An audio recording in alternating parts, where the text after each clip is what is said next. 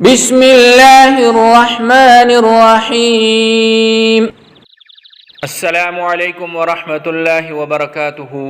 پیارے بہن بھائیوں، حضرت امام ابن سیرین رحمۃ اللہ تعالی علیہ فرماتے ہیں کہ خواب میں کعبہ شریف کا طواف کرنا دین کی اصلاح پر دلیل اور علامت ہے، اور خواب کے اندر دیکھے کہ احرام باندھا ہوا ہے اور رخ کعبہ شریف کی طرف ہے تو اللہ جل شانہ اس کی صلاحیتوں کو اور زیادہ بڑھائیں گے۔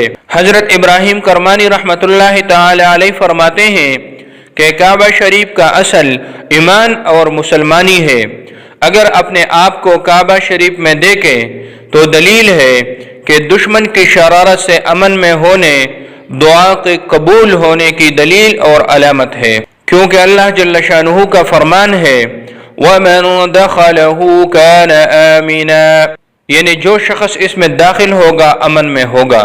اور اگر دیکھے کہ حجر اسود کی طرف رخ کر کے بوسہ دیا تو دلیل ہے کہ اللہ جل شانہ حج بیت اللہ کی سعادت نصیب فرمائیں گے۔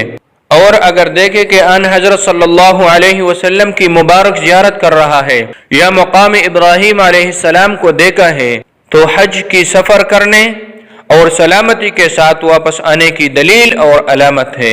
اور اگر اپنے آپ کو کعبے کی چھت پر دیکھے تو دین میں فساد واقع ہونے کی دلیل اور علامت ہے۔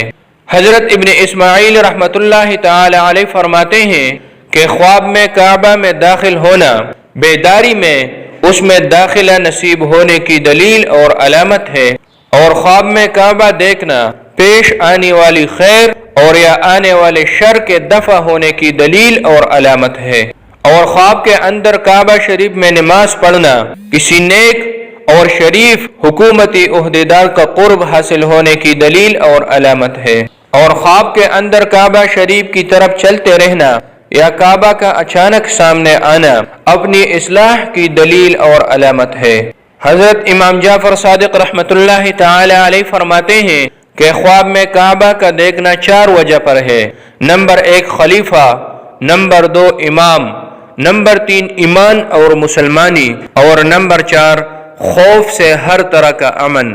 پیارے بہن بھائیوں، تو یہ تھی خواب کے اندر کعبہ شریف کو مختلف صورتوں پر دیکھنا اور ان کی تعبیرات۔ امید ہے آج کی ویڈیو سے آپ کو فائدہ حاصل ہوا ہوگا۔ ویڈیو اچھی لگے تو لائک کیجئے۔ اللہ پاک آپ کو اور آپ کی فیملی کو اپنے حفظ و امان میں رکھے۔